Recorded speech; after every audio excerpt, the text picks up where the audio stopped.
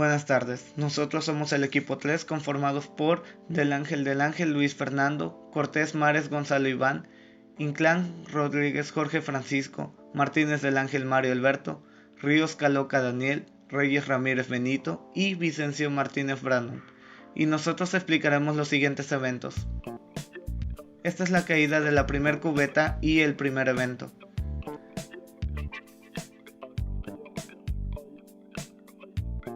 Los problemas a resolver y explicar de este evento son calcular la fuerza de tensión de la cuerda y aceleración.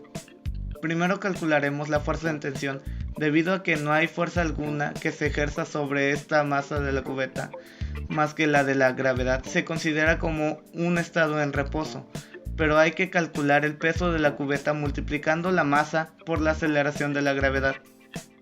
Esto nos dejaría con 4.5 kilogramos por 9.81 metros sobre segundo al cuadrado, que nos da un peso de 44.145 newtons.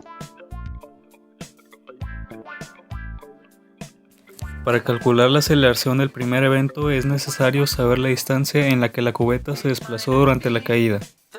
La altura de la base donde estaba sujeta la cubeta era de 2.01 metros del piso a la base, mientras que la cubeta se dejó caer desde una altura de 1,5 metros, por lo que se hace una suma de ambas distancias y se hace una diferencia de la altura respecto a la base. Al restar las distancias tanto de la caída como la de la cuerda amarrada al bote, nos dará una distancia en la cual el bote se desplazó, con una distancia de caída de 0.66 metros. Una vez obtenida la distancia, se puede obtener la aceleración de la cubeta multiplicando el peso obtenido por los metros en la que se desplazó o cayó la cubeta, siendo la tensión sumada con el peso en reposo, es decir, 4.5 kilogramos por 9.81 metros sobre segundo al cuadrado por la distancia de 0.66 metros más el peso en reposo, que es de 44.145 newtons, que es igual a 73.2807 newtons. Así, obtenemos la aceleración y al mismo tiempo la tensión dada en las cuerdas debido a que es la fuerza que se obtiene de la caída de la cubeta. Por lo tanto, la aceleración y tensión del primer evento fueron de 73.2807 newtons.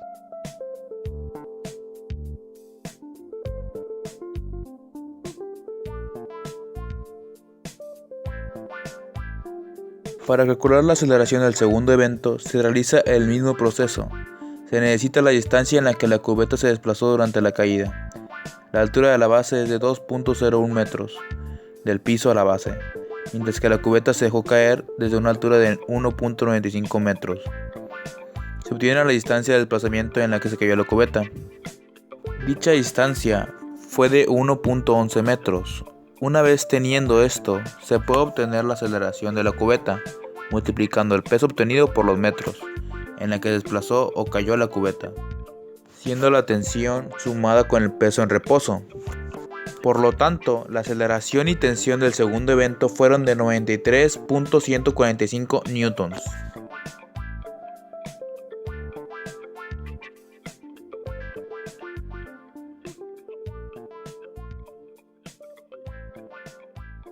Primero hay que graficar el evento. Después calculamos la aceleración del tercer evento. Para eso se realiza el mismo procedimiento que el primero. Se necesita la distancia en la que la cubeta desplazó durante la caída. La altura de la base es de 2.01 metros del piso a la base, mientras que la cubeta se dejó caer desde una altura de 2 metros.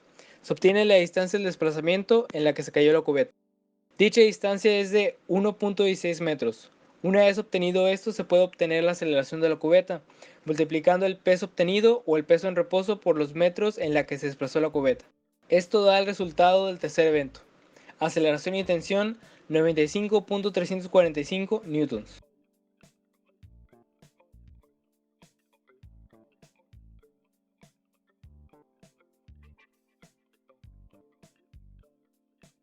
El segundo caso consiste en calcular la fuerza de tensión antes de que se rompa la cuerda y saber si los ángulos se deforman o se conservan, y las gráficas de fuerzas.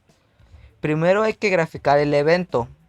Ahora, para calcular las tensiones en cada una de las cuerdas, es necesario saber la distancia en la que se estiró o desplazó la cubeta.